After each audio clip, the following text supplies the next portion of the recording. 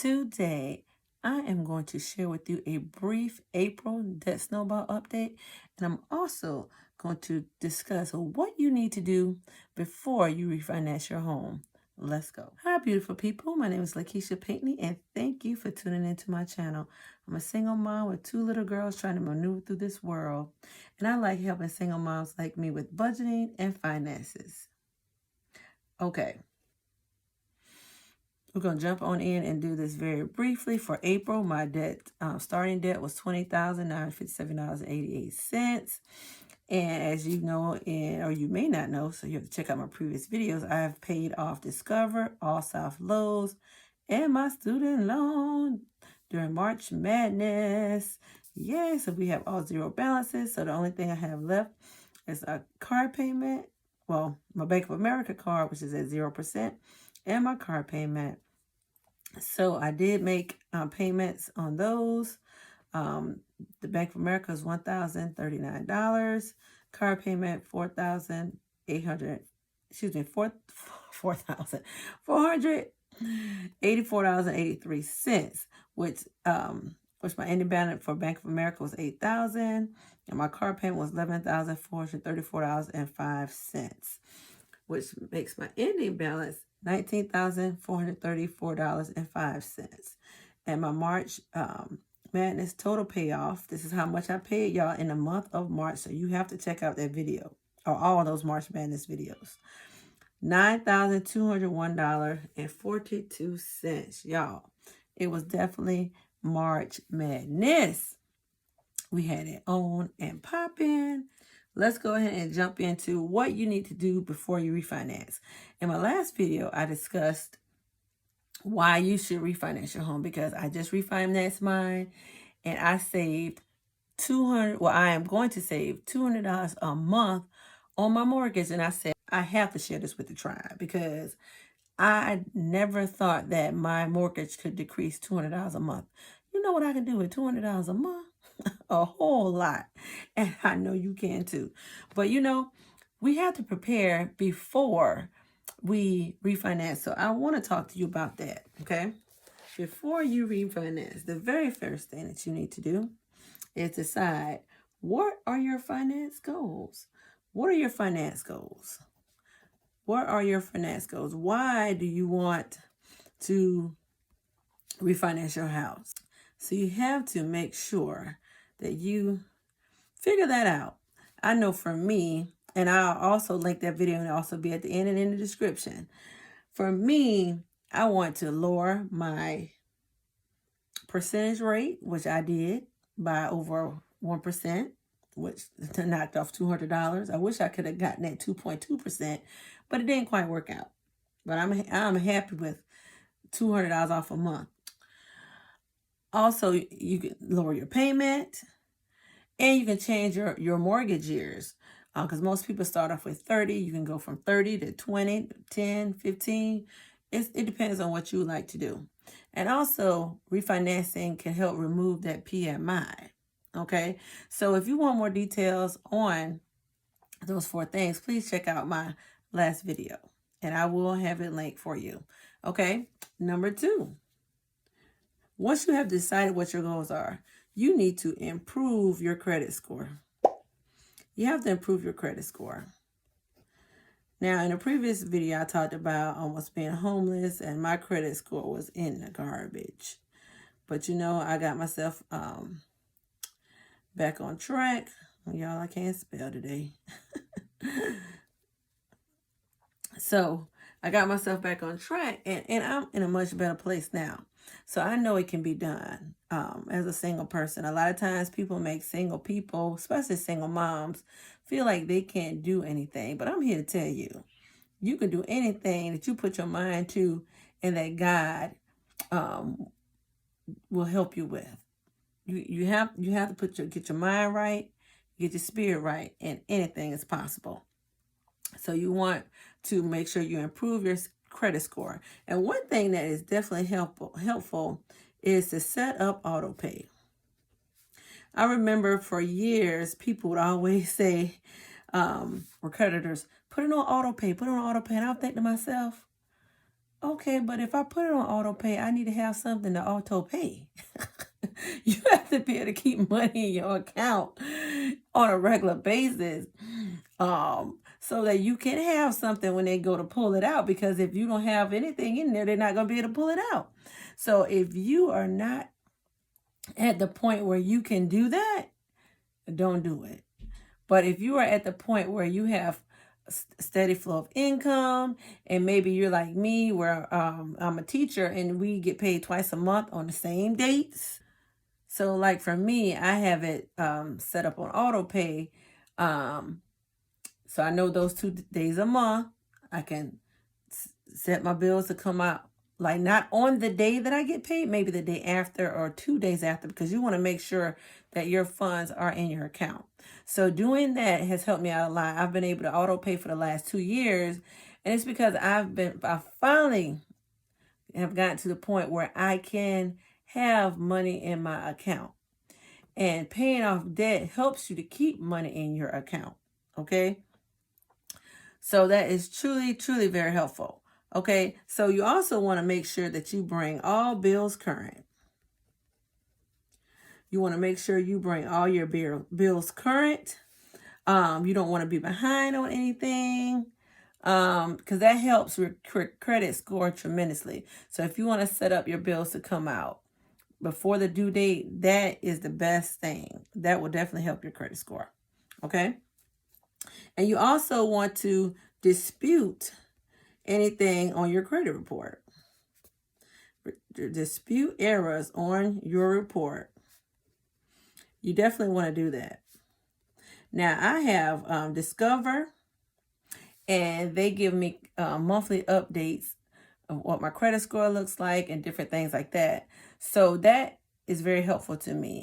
So Google some stuff online, and there's some free ways to check it, because I know that sometimes people say that, well, if you check your credit report, a credit score, it'll put a ding on it. But I think there are some different sites that you can go to. I think Credit Karma may be one. Don't quote me on that, because I've never tried it, but I think I remember that in a commercial. You can check them and it won't ding your report. So just do some Googling, and I'm sure you'll be able to figure that out. Okay, so number 3. Now, if you are receiving child support or alimony, you can include that to help you qualify for a loan. Did you know that? I didn't know that. So you can include child support and alimony. But the thing about it is a little catch to it, okay? You must be able to receive child support 3 years after your loan and at least 6 months before.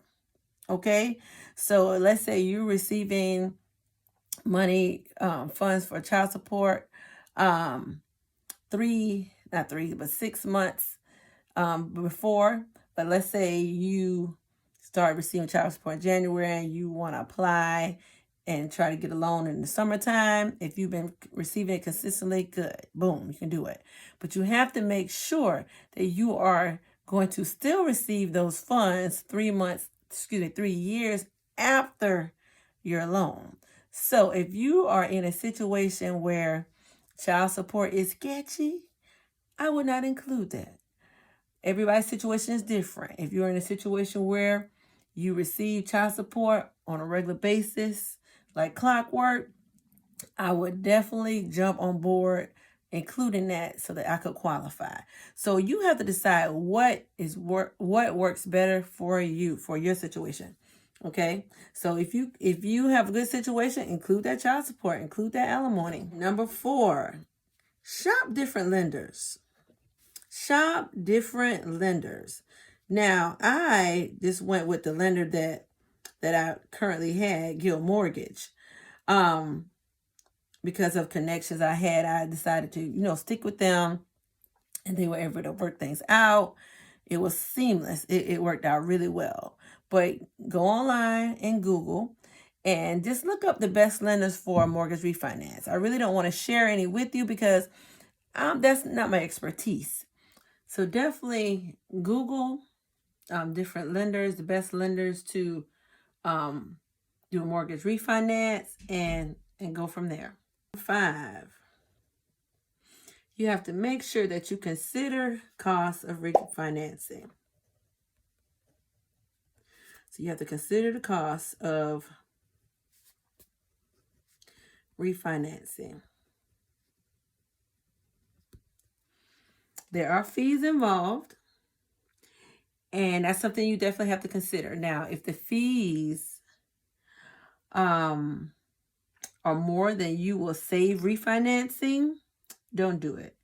I definitely would not do it if the fees are more. For example, my closing costs were about $4,000, and they were able to add that into my loan. And you're probably thinking, that's more extra $4,000 you have to pay. Well, let's crunch some numbers. Now, I'm not a big math person. I'm learning to be a big math person, but when it comes to money, I keep up with that. I know how to crunch the numbers, okay? So let's just think about it. Let's look at my situation. I am going to save $200 per month, okay? Now, I'm going to be honest. I may not be computing this the way they do in regards to interest and finances and all that. But, the way I did it made sense to me. So hopefully it'll make sense to you. So I'm saving $200 a month. So let's just say for 30 years, I'm saving at $200 per month times 12 months. Okay, so that's $2,400 a year that I'm saving. Okay, $2,400, put dollar signs here, times 30 years. How much is that? That is $72,000 for 30 years. So you say 72,000, 4,000, 72,000, 4,000, $4,000, Alex. That's what we're going to go with. So I jumped on board because I definitely saw the benefit of that. But you have to decide what is best for you. Okay? So number 6, negotiate prepayment penalty. You definitely have to do that because let's just say you have a windfall. You got some inheritance money. You got a nice settlement. I don't know. And you decide, hey, that's enough to pay off my mortgage. You want to make sure that you will not have a penalty for that. And that was the one thing I made sure I checked in my documentation, that I would not receive a prepayment penalty. Okay? Because that is very important. Number 7, get a loan estimate. So make sure that you receive a loan estimate. So let's just say you qualify for the loan, you put your information in, blah, blah, blah, and everything is working in your favor. Receive that estimate. And by law, the lender has to give you an estimate within 3 business days of your loan being approved. So make sure you get that estimate because that estimate will help you to see whether you want to move forward. And if you cannot move forward, you could just put a pause on it for the moment and work on some other things. Maybe clean up your credit a little bit more, save up some more money if you feel as though you need to. If everybody's situation is different. So you have to decide what works best for you. Okay? And number 8, think about your closing costs. Think about your closing costs. Now, I know for me, I didn't have any money to put towards it. So I definitely wanted it to roll over. But let's just say you don't want it to roll over. You can, save up whatever money it is or, for the closing costs. It's up to you. So you decide what you want to do. Now, a lot of times they can roll your closing costs into your mortgage. And that's what I did. And I talked about that earlier. With a conventional loan,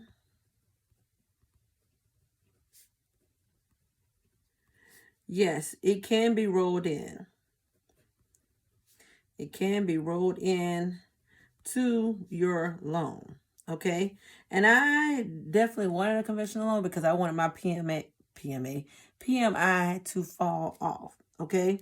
So if you have a conventional loan, it can be rolled in. Now, with the FHA streamlined finances, it won't do that. Okay. So that's something you need to really think about. You have to look at, what kind of loan do I have? Will they roll it in? Will they not? So you definitely have to think about that. So that's the FHA, and you can do some more research on that. FHA streamlined finances will not. So that's a big no. They will not roll it into your mortgage. Okay? Now, also you need to think about rolling it in may increase your interest rate. So you have to think about that. Okay, I think mine went up a smidge, but I'm still saving $200 a month, and I'm happy about that. Okay, and when they roll it over, you don't have to bring any money to closing. That was the biggest thing I was looking at. Am I going to save money? Do I have to bring money to closing? Do I have prepayment penalties? I had a list of things that I wanted to make sure were handled, and I was so excited that everything went smoothly. And it just worked out well. It was definitely a win-win for me. So these are the 8 things that I feel that I'm not a financial advisor. These are just my thoughts. These are just my feelings. Make sure that you touch base with someone to get more information. But these are the things that I did, that I thought about before I refinanced my loan. Okay, so you want to make, what are your finance goals? And work on improving your credit score if it's not looking too great. You think about including child support and alimony. Shop different lenders. Consider cost of refinancing. Negotiate prepayment penalty, because we definitely don't want a prepayment penalty. Get a loan estimate, and you have to think about those closing costs. So there you have it.